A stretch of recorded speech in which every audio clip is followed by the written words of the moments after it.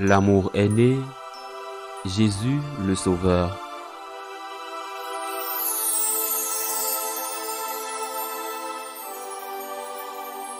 Jésus était dans une ville quand survint un homme couvert de lèpre. Voyant Jésus, il tomba face contre terre et le suppliqua. « Seigneur, si tu le veux, tu peux me purifier. » Jésus étendit la main et le toucha en disant « Je le veux, sois purifié. » À l'instant même, la lèpre le quitta. Alors Jésus lui ordonna de ne le dire à personne. « Va plutôt te montrer au prêtre et donne pour ta purification ce que Moïse a prescrit. Ce sera pour tous un témoignage. » De plus en plus, on parlait de Jésus. De grandes foules accouraient pour l'entendre et se faire guérir de leur maladie.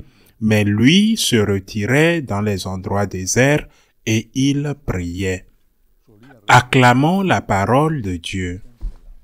Cet intéressant fragment de l'évangile de Saint Luc nous enseigne deux choses. Premièrement, le pouvoir du Christ d'accomplir des miracles qui sont venus de son cœur sacré, de son cœur miséricordieux, de son cœur compatissant face à la souffrance des autres. Mais il n'a pas guéri tous les lépreux d'Israël ou du monde, ni tous les paralysés, ni a rendu la vue à tous les aveugles, ni a fait parler tous les muets. Par conséquent, l'objectif ne pouvait pas être de mettre fin à la lèpre ou de mettre fin à la paralysie, bien que il a guéri plusieurs lépreux et a rendu la vue à plusieurs aveugles et a permis à plusieurs paralysés de marcher. Ce n'était pas pour cela qu'il était venu. Le miracle est un fait historique qui s'est produit, mais c'est aussi un symbole qui a un enseignement. Premièrement, l'enseignement est que Dieu était avec lui, que personne ne pourrait faire les miracles qu'il a fait si Dieu n'était pas avec lui. Donc le premier enseignement, c'est que le miracle est un certificat d'authenticité. Ce qu'il enseigne vient de Dieu, car ce qu'il fait ne pourrait pas se faire s'il n'était pas soutenu par Dieu. Premier enseignement de tout miracle. Ensuite, chaque miracle particulier a un enseignement supplémentaire. La guérison des aveugles, par exemple. La guérison vous permet de voir. La guérison vous permet de pouvoir distinguer le bien du mal. Le miracle du lépreux est que vous êtes purifiés de vos péchés, et ces péchés qui détruisent votre chair. Le miracle de la paralysie, c'est qu'il peut à nouveau marcher, se lever pour faire le bien, et ainsi le reste des miracles. Mais le premier enseignement est que le Christ est Dieu. Et donc, ce qu'il prêche vient de Dieu. Son message n'est pas un message humain, mais c'est un message divin. Et nous ne pouvons donc pas dire, comme tant d'autres aujourd'hui, ils disent que c'était faux, que c'était un message humain, ou que le pauvre Jésus n'avait pas suffisamment de formation, de culture, et qu'aujourd'hui la science nous dit des choses contraires à ce que Jésus enseignait. Jésus en sait plus que les scientifiques. Il en sait plus que les plus sages, car il est Dieu, c'est-à-dire qu'il est le Créateur. Il y a un autre enseignement dans ce fragment d'évangile de Saint Luc.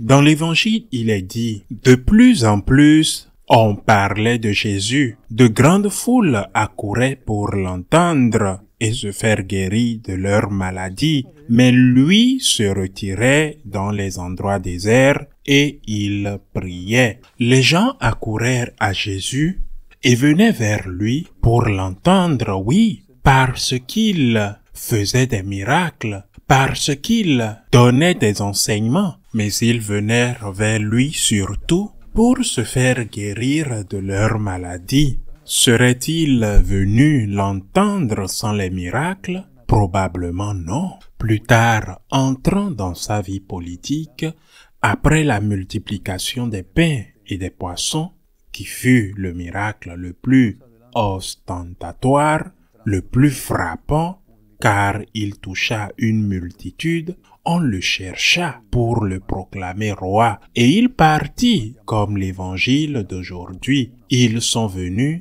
et ils allaient être abandonnés. Il est parti, mais ils l'ont retrouvé.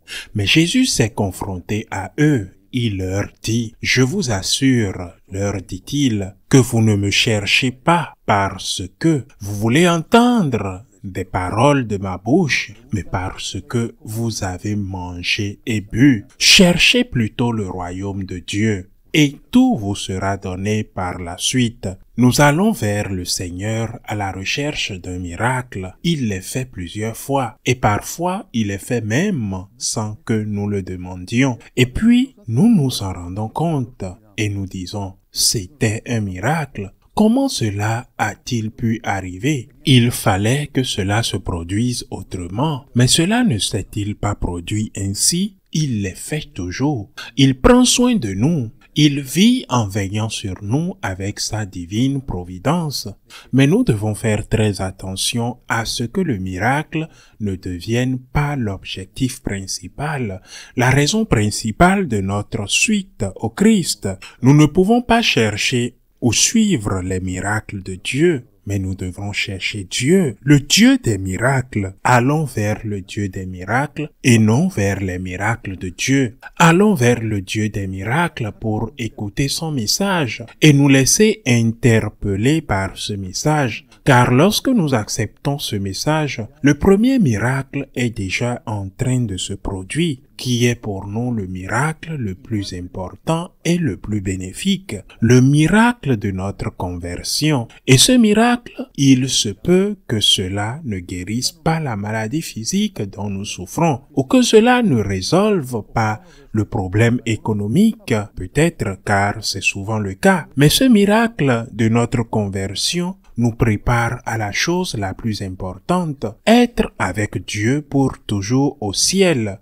Lorsque nous allons mourir, l'heure bénie de notre mort arrive. Lorsque Sœur Mort, comme l'appelait très bien Saint François, vient frapper à notre porte, il nous dit « L'heure est venue ». Et si vous êtes unis au Seigneur, cette heure sera une heure merveilleuse de bénédiction. Cherchons le Seigneur des miracles et non les miracles du Seigneur. Sainte Thérèse disait, cherchez le Dieu des bonbons et ne cherchez pas les bonbons de Dieu.